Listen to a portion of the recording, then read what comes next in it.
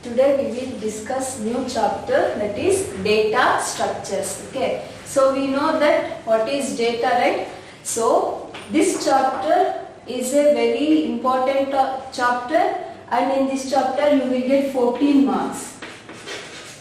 Okay, so very important chapter, and almost all the programs in the labs, right? So almost C++ programs coming in based on this chapter only. Okay, so in this chapter we will study what is data structure. So we know that what is data. So data is what is data means? Data is a collection of raw facts.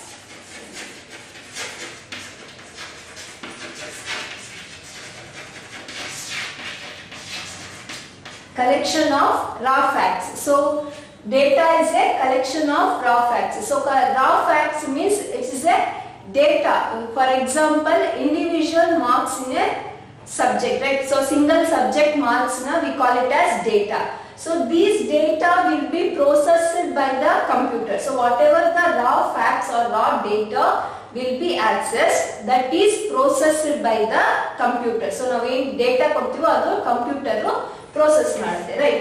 So this collection of raw facts will be processed. So this processed data we call it as information.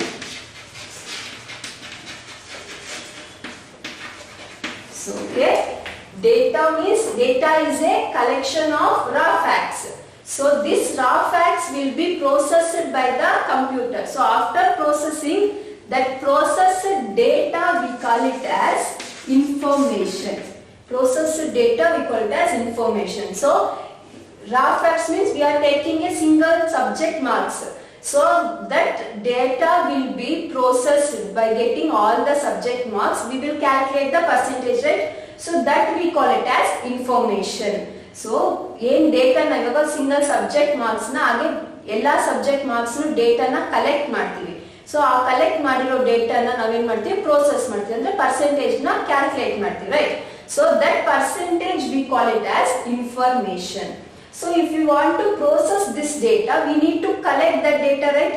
So ಆ data na ಒಂದು organized format ಅಲ್ಲಿ ನಾವು store ಮಾಡಬೇಕಲ್ವಾ? So for that, in order to process these data, the data will be stored or organized in a particular manner. So ಇವಾಗ ನಾವೇನಾದ್ರೂ single ಇವಾಗ for example individual student marks ನ ನಾವು percentage find out ಮಾಡಬೇಕಂದ್ರೆ ಏನ್ ಮಾಡ್ತೀವಿ? So all the teachers ಎಲ್ಲಾತನು individual marks ನ collect ಮಾಡ್ತೀವಿ.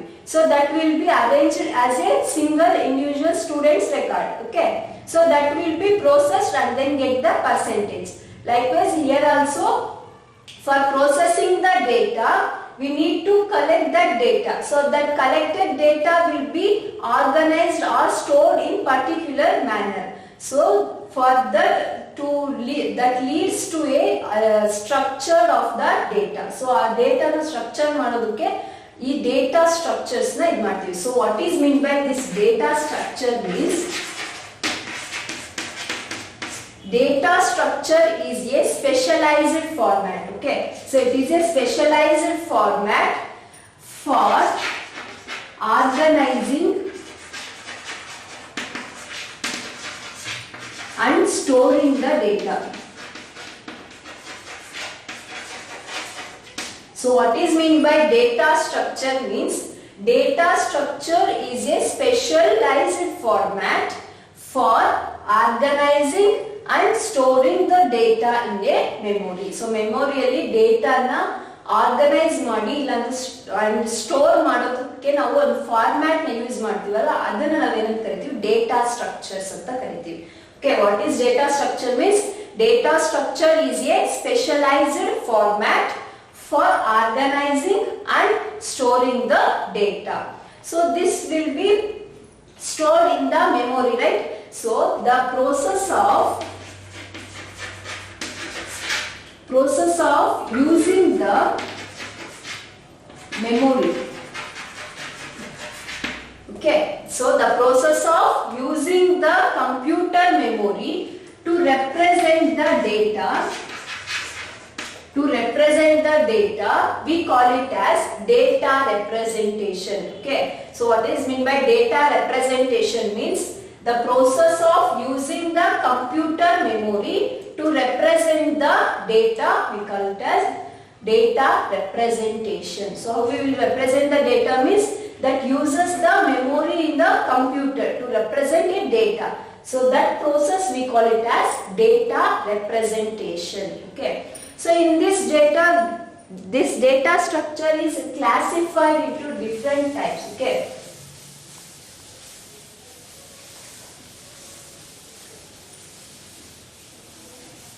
So this data structure is classified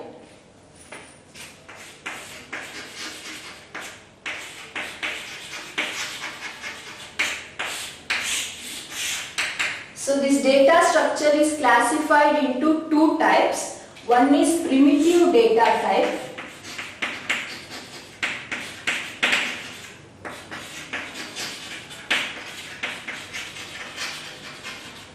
One is primitive data structure. Another one is non-primitive data structure.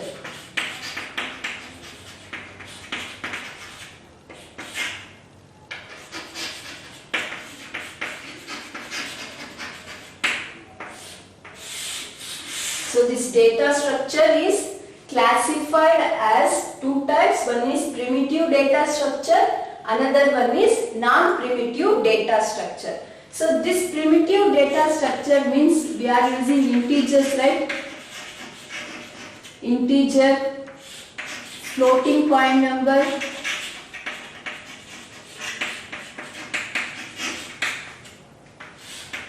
then character and pointers.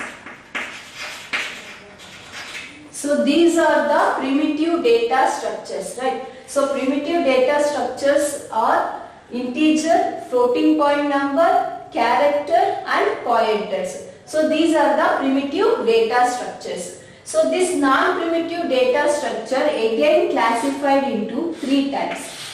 Okay. One is array. Next one is list.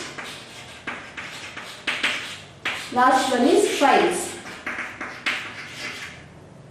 Okay, so this non-primitive data structure is classified as arrays, lists and files. So again this array is classified as three types. One is one-dimensional array.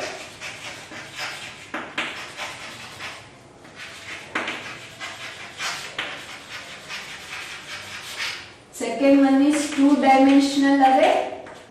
Next one is multi-dimensional array. Okay, so this array is again classified as one-dimensional array, two-dimensional array and multi-dimensional array. So again this list will be classified as two types. One is linear data structure. Linear data structure. Another one is non-linear data structure. Okay, DS stands for data structure. So these lists are again classified as linear data structure and non-linear data structure. So linear data structures are stacks, queues and linked list. So linear data structures are stacks, queues and linked list. So these non-linear data structures are trees and graphs. Okay, so this is the classification of data structures, very important. So mention or classify the data structures means this is a classification of data structure. So this data structure is classified as primitive data structure and non-primitive data structure.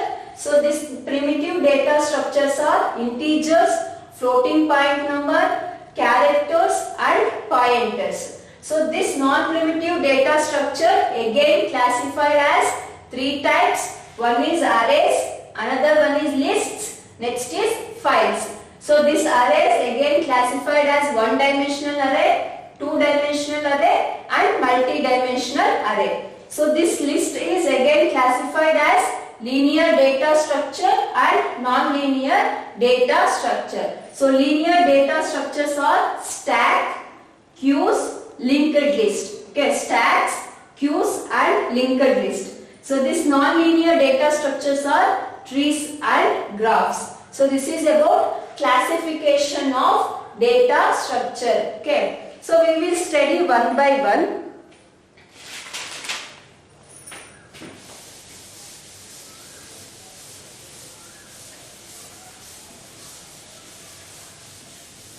So first one is primitive data structure, right? So what is meant by this primitive data structure means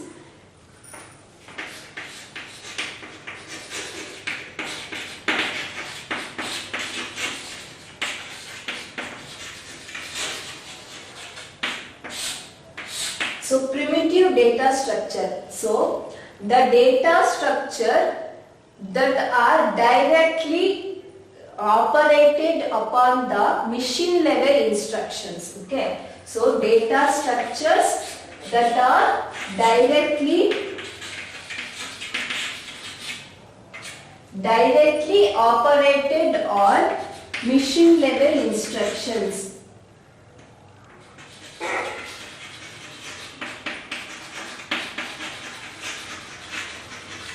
Okay, so ಯಾವ data structures direct ಆಗಿ machine level instructions ನ operate ಮಾಡುತ್ತೋ ಅಂತವನ್ನ ನಾವು ಏನು ಕರಿತೀವಿ, primitive data structures ಅಂತ ಕರಿತೀವಿ. So data structures that are directly operated upon the machine level instructions are known as primitive data structure. So these definitions are very important. Listen carefully. So primitive data structures means data structures that are directly operated upon the machine level instructions are known as primitive data structures. So which are the instructions? Machine level instructions are directly operated on these data structures that we call it as primitive data structure. So example for this primitive data structure is integer, character, float, logical data,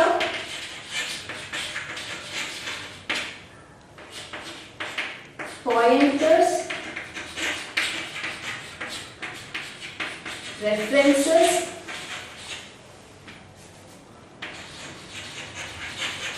so these are the example for primitive data structures. Okay, so primitive data structure means the data structure which is directly operated upon the machine level instructions are known as primitive data structures. So primitive data structures are integers, character, float, logical data, pointers and references. So these are the examples for primitive data structure. Okay, so what are the operations performed on these primitive data structures we will study. Okay, some operations.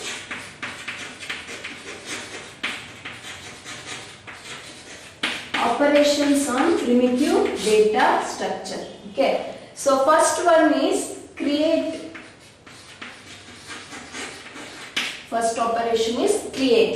So in this primitive data structure we are using create operation. So this create operation is used to create a new data structure.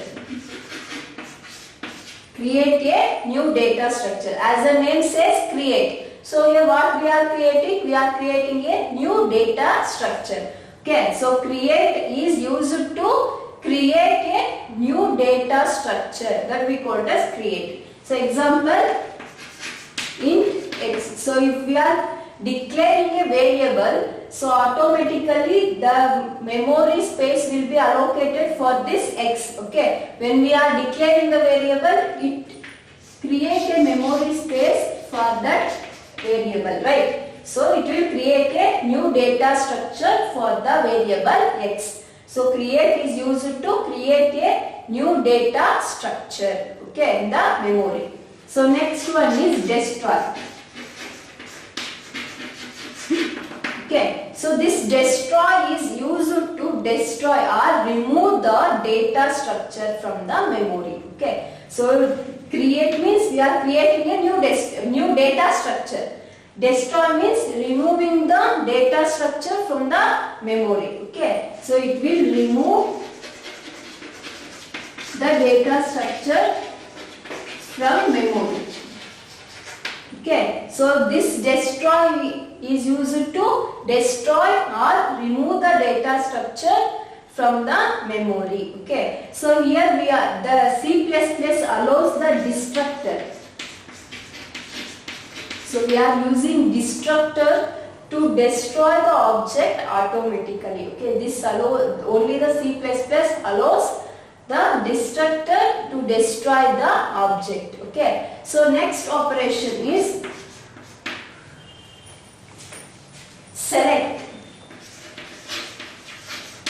Okay, so next operation is select. So this select operation is used by the programmer.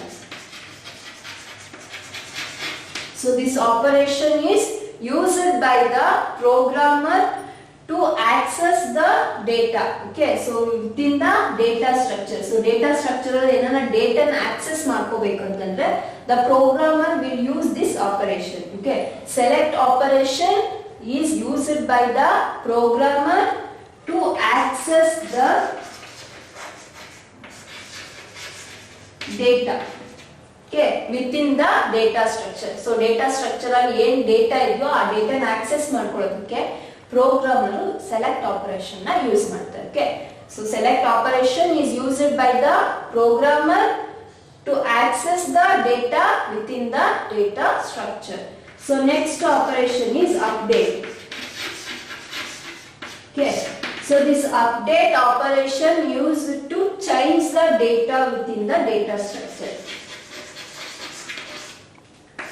Change the data in data structure. Okay, so update operation is used to change the data in the data structure. So for example, if we are declaring int I is equal to 2, initially we are declaring like this. So when we are again assigning this I value to 4, so this 2 is automatically replaced by the 4. Okay, so now the data structure will be updated, right? So initially it will create the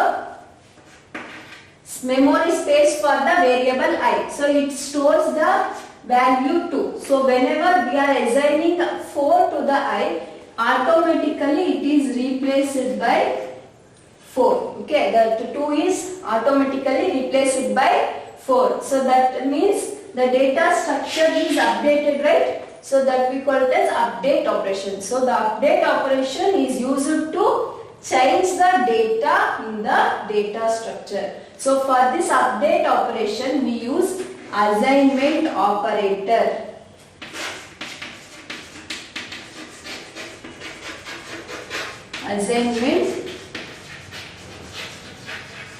Assignment operator. So assignment operator is different from equal sign, right? So if we are using double equals, then that is equal to. So if we are using a single equal, that is assignment operator. So for the updation we use assignment operator. Okay, so these are the operations performed on the primitive data structures. So operations on primitive data structures are, one is create, destroy, select and update. So this create is used to create the new data structure. Okay, so destroy is used to destroy or remove the data structure from the memory. So next we are using select. Select is used by the programmer to access the data within the data structure. So last one is update. So update is used to change the data in the data structure. So these are the operations on primitive data structures. So this is about primitive data structures. So primitive data structures are the data structures that are directly operated on the machine level instructions, that we call it as primitive data structures. So these are the example for primitive data structures, and these are the operations performed on the primitive data structures. So next we will study non-primitive data structures.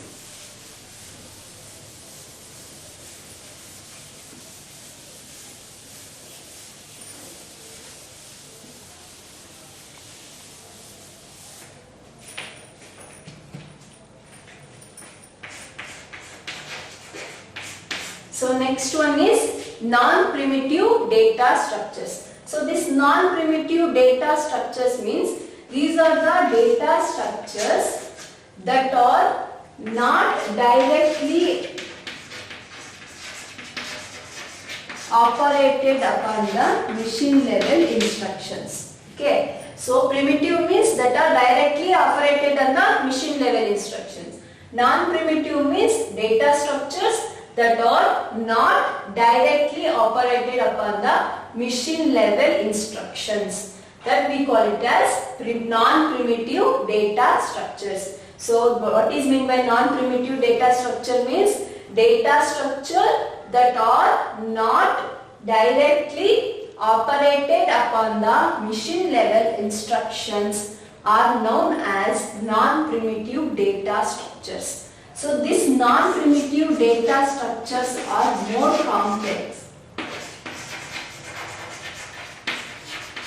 complex than primitive data structures, and these non-primitive data structures are derived from the primitive data structures. Okay, so these non-primitive data structures are derived from the primitive data structures. Okay. So non-primitive data structures means data structures that are not directly operated on the machine level instructions are known as non-primitive data structures. So these are more complex and these are derived from the primitive data structures. So this non-primitive data structure is divided as three types. One is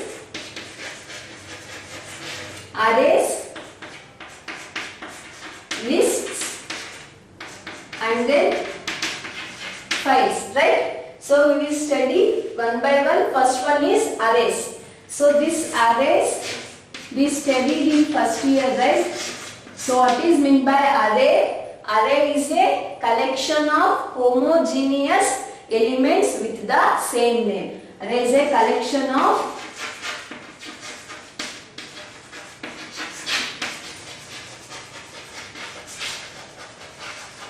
homogeneous elements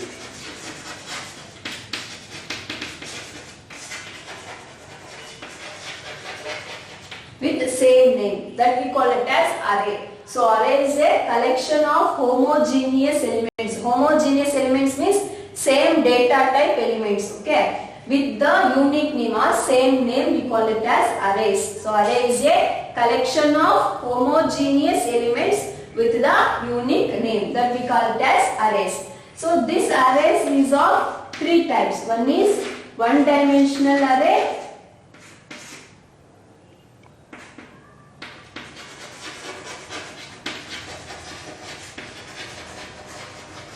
next one is two-dimensional array, next one is multi-dimensional array. Okay. So array is classified as one-dimensional array, two-dimensional array and multi-dimensional array. So this array will be classified in three types. So these will be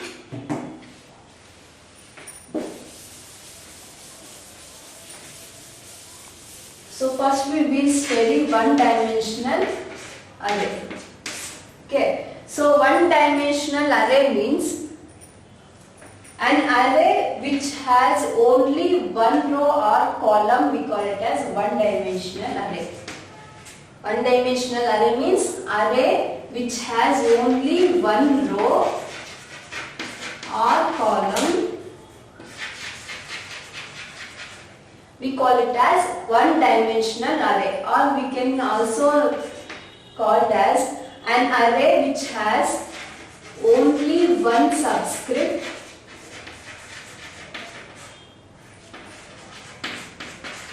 is called as one-dimensional array. So what is meant by one-dimensional array? One-dimensional array is an array which having only one row or column is called one-dimensional array, or an array which has only one subscript is called as one-dimensional array. So this one-dimensional array is represented, or the syntax for this one-dimensional array is data type,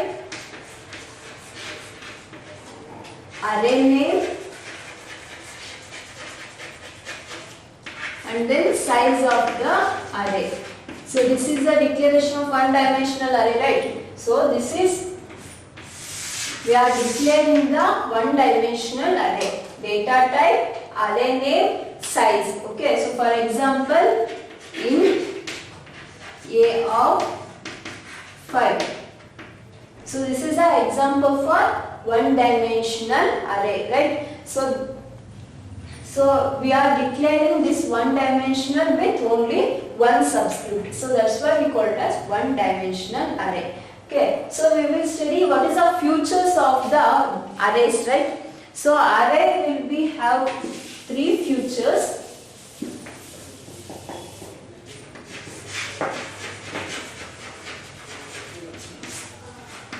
So first one is, always the array should be a positive number. Okay, so array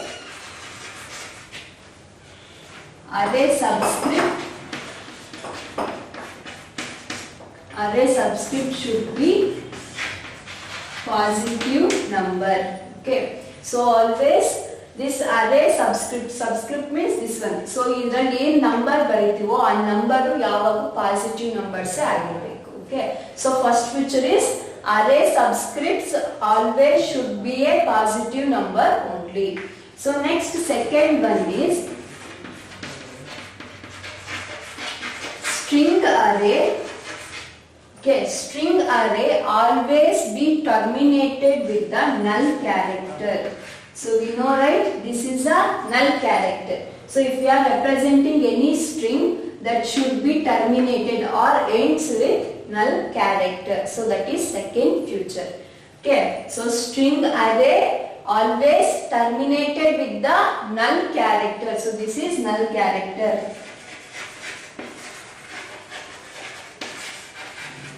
Okay, so always this terminates with the or ends with the null character. So next one is, always this array will be counted as 0 to n minus 1. Okay, so always the array elements are counted from 0 to n minus 1. Okay, so now ಏನೇ array elements ಕೊಟ್ಟರು 0 ಇಂದ n minus 1 ವರೆಗೂ ನಾವು ಅದನ್ನ count ಮಾಡ್ಕೊಂತೀವಿ. So if we are using 10 as array, so this will be counted 0, 1, 2.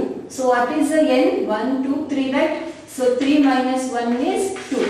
So now the array elements will be 0 to 2.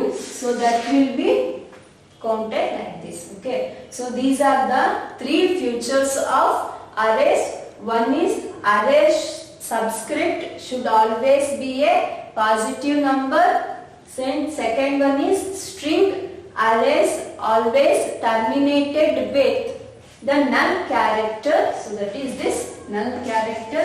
And then the array elements are counted from 0 to n minus 1. So these are the features of array. Okay, so this is about one-dimensional array. So one-dimensional array is an array which having only one row or column. We call it as one-dimensional array. So another definition is one array which is having only one subscript. We call it as one-dimensional array. So this one dimensional array is declared as data type, array name and then size. So example for this is this int a of 5. So these are the features of arrays. One is array subscript should be positive number, and then string array always terminated with null character, and then array elements are counted from 0 to n minus 1. So after this we have calculating the length of an array. Okay.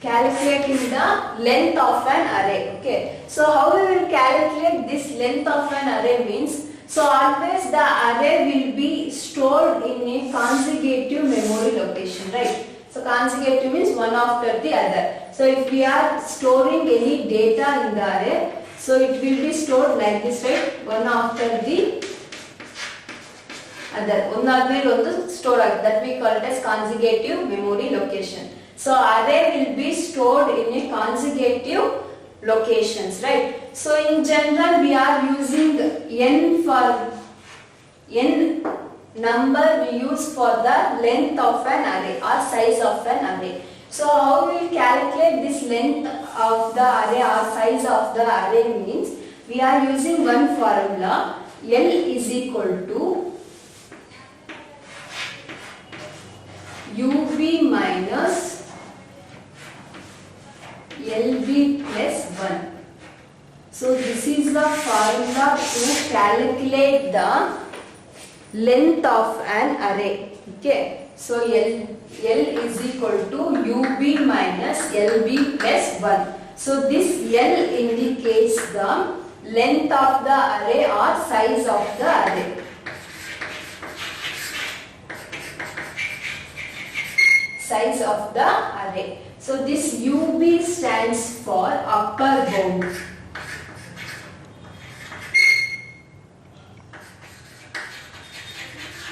So this UB stands for upper bound, or we call it as largest index. Okay. So if you are using this 0, A of 1, A of 2, A of 3 and A of 4. So we will represent the array like this, right? So here upper bound means the largest index. Which is the largest index here? 4, right? So which means UB equals 4. So next is LB. So this LB stands for lower bound. LB stands for lower bound, which means smallest index of an array. LB is equal to 0. Okay. So this we are using the formula to calculate the length of an array or size of an array. Okay. So formula is L is equal to UB minus LB plus 1. So this is the formula. Here L is the size of an array or length of an array. So UB means upper bound. Upper bound means largest index of an array. So next is LB. LB means lower bound, smallest index of an array. So we will calculate now. So L is equal to, what is upper bound here? 4 minus lower bound is 0 plus 1, right? So L becomes 4 minus 0 is 4, 4 plus 1 is 5. So length of the array is 5. So which means we have 5 elements in an array. 1, 2, 3, 4, 5, right? So 5 elements present in an array. So this is the calculation of length of an array. Okay. So to calculate the length of an array, we have a formula L is equal to UB minus LB plus 1. So very important. So this L stands for size of an array. UB is upper bound, LB is lower bound and then plus 1. So how we will calculate means, so we are taking the upper bound from an array and lower bound from an array by adding 1 for it. So we will get the length of an array. So this is about calculating the length. So next we have representation of one dimensional array in a memory. So memory one dimensional array na ಹೇಗೆ represent ಮಾಡ್ತೀವಿ ಅಂತ.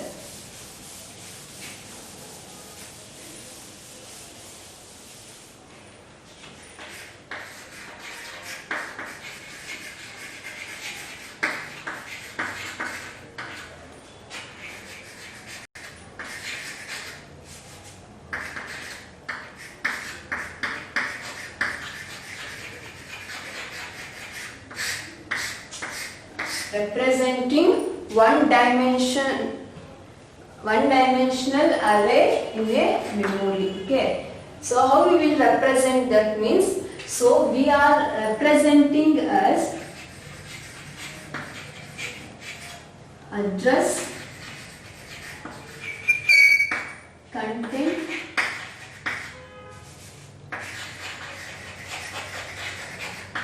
and then location. We are taking as this. So if we are, suppose consider,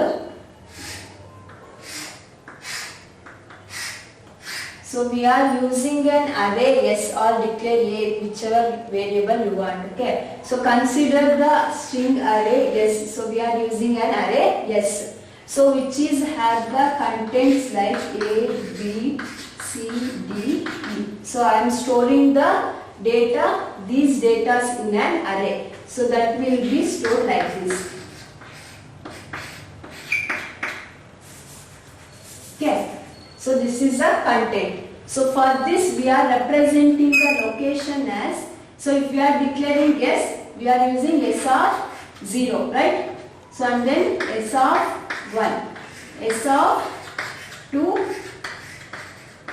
3 and then 4. So for this, these data will be stored in the memory with the address of 1000. It may be anything, so just considered as a 1000. So this starts with 1000 means, so this address will be, first address will be 1000, next second address will be 1001, 1002, 3 and then 4. So this is a representative, the actual memory stored in the computers, right? So this, in this format, that will be stored in the memory. So we know that the data of the array elements are stored in consecutive memory location, means one after the other. So let us consider P is the location.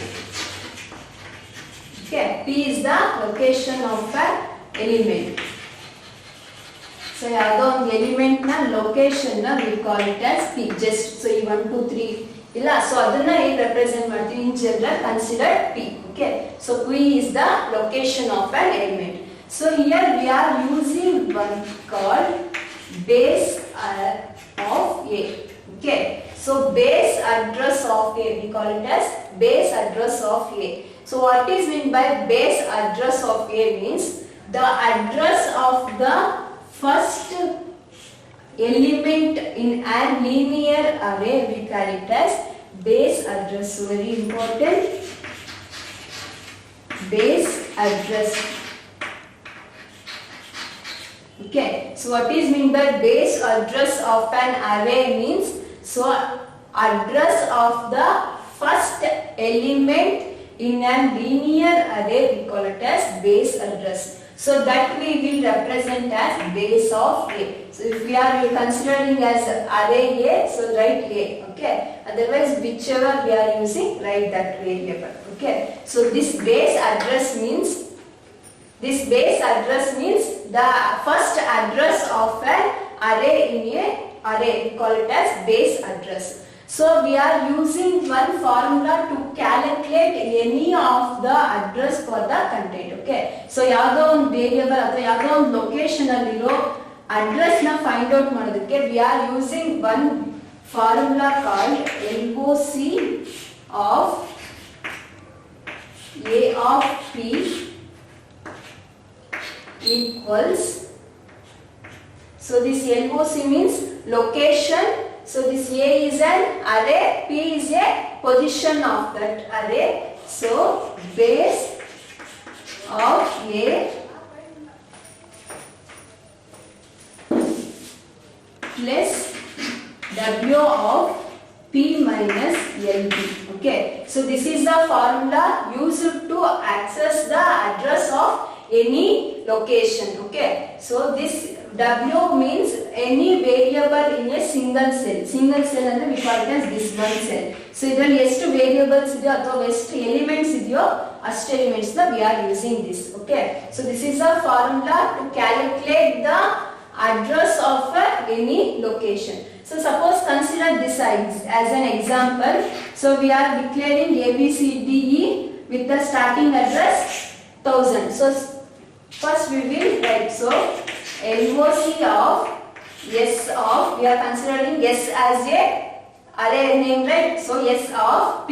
So if suppose I am calculating for the S of 2. So I want to know the address of this location. So I will write S of 2. What is the base of A? So base means starting address or the address of first element in an array. First element address is to the 1000, right? 1000 plus W means memory cell alli ಎಷ್ಟು elements present in the memory cell. So how many elements present here? C only, right? So one element. And then what is the position of this? Is 2. P is 2 minus lower bound LB. LB starts with 0, right? So 0. So now 1000 plus 1 into 2. So 1 into 2 is 2 only. So we will get 1002. So what is the location? Sorry, address of this S of 2? So S of 2 address is 1002. So if we know that the starting address is 1000, we will easily identify. So if the starting address is like this, so how we will find out? So we will difficult to find. So for that we are using this formula. Okay. So this is the formula we are using to know the address of any location. So this is about representation of one-dimensional array in a memory. Okay. So remaining thing will be studied in next class.